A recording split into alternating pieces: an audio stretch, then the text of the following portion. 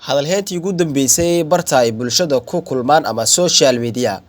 Jamaal Jacaylo oo xaqiijiyay qisad jacayl ay ku dhacday qofta ka dambeysay jacayl dartiisa cuntada ma uu goy lahayd waa su'aasha hortaala Jamaal iyo gabadha uu sheegay inuu jeclaa oo beenisay sheegtana in xiriir kale ay lahayd waa bilowga hadalheyn ay idinkaga hayno arintaasi balse ugu horeen daawade muuqaalka sheerdhe dhanka YouTube-kana Gulwada Online subscribe inoo dheh mahadsanidin.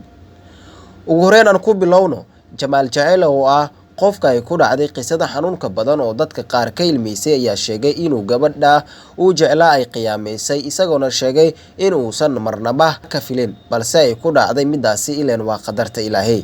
Jacaylku ayaa la sheegaa inuusan wax khiyaano ah ku jirin balse muddooyinkii dambe isku bedelay khiyaano iyo shaaftaraadis.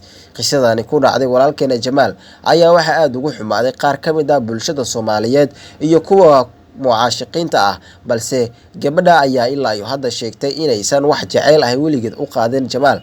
Allah maxaa ka xanuun badan adigoo intaa oo sano ah wax ku daalayay kadibna lagu yiraahdo waxaasi oo dhan waa been ama mal awaal.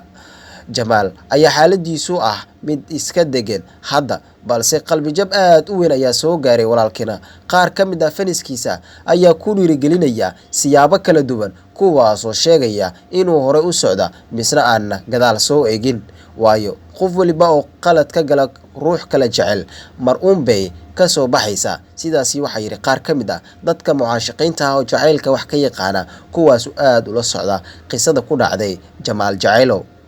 Jamaal ayaa sheegay inuu marnaba aan u hiitin doonin cid kale kuna dadaali doona sidii uu horay ugu socon lahaa ama nolol cusub ugu samaysan lahaa.